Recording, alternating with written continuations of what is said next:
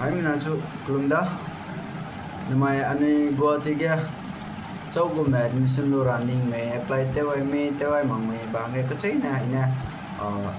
ngo lu mahanga do da chai ngo mang ma so go me te ra kan ni chim ko hang e kachai na te chi mak se do che da notice kachai na pe ne de mi ngai ne se do oi nga chang lak nga chi lak ti ba chi gum ba bam chi je ga na chuna portal lam ga na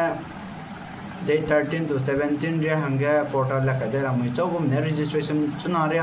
ngai ni za za ten shani za te mau me chigum me le na hanga chuna pi la ka de gu za 13 na 17 13 na chu 17 lunga nang portal open te lunga te kam lo za sport admission the 15 mai chu gu da suppose je na I ka chai na ai ga documents kanang ba na nu chu mau mak cha ai de ga da lak le che wa hanga na ka chai na rang toy gu le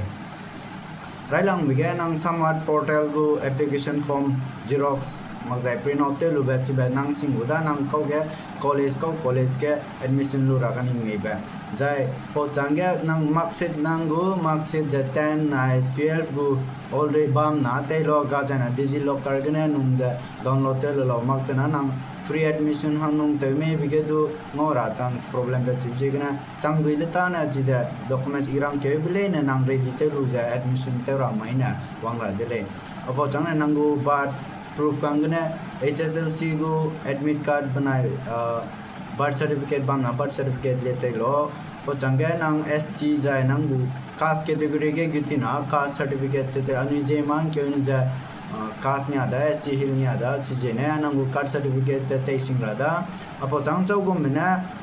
12 pass te lo drop te ni me kum ka so ni me ni kang na coaching ni na ai go me bam ja na nang gap certificate te le sing lo je ba nang chu ai na rang to ai la mui po chang nang na te ne kare ba bam ni na disability ma ga nang mi che sha me chi gum bam na chi po certificate le pe de na nang chu ka che na nang bu category ga nang chu vacancy ngo do dui ja ani ST ani Zeme ST hang le na hang ga ration card bam na nang free ration card bam na free admission te le chipo jene ration card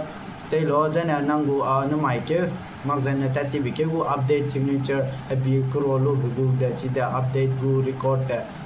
re lo mom gasa college ke update ne gasa college ke front page ke nang ji bam ga chipo ne du ta la moi da nang gu bank passbook front passbook page li da bam jana isang da chi na te le to lu ja bam lo jai nang na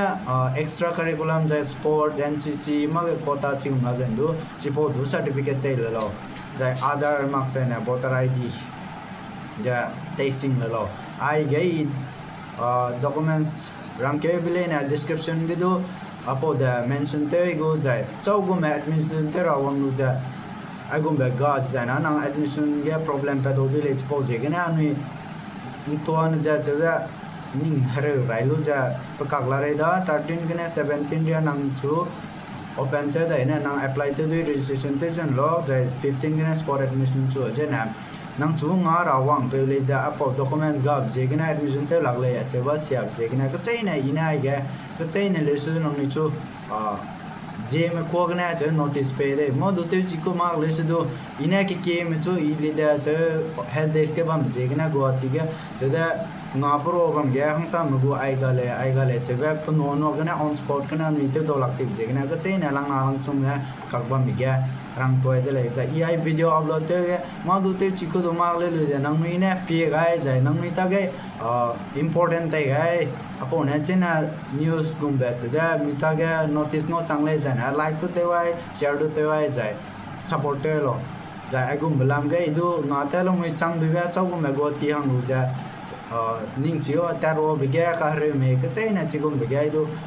nga du le nang ne du nga mak cha che da ui mi je sia be te mak cha contact te lo I du che da help desk du a ji du la moi Arya Vidyapit gu college ga help desk la moi che Arya Vidyapit ke wang male na contact du te lo chang du le ta na I nang ni chung ngai gu le em na su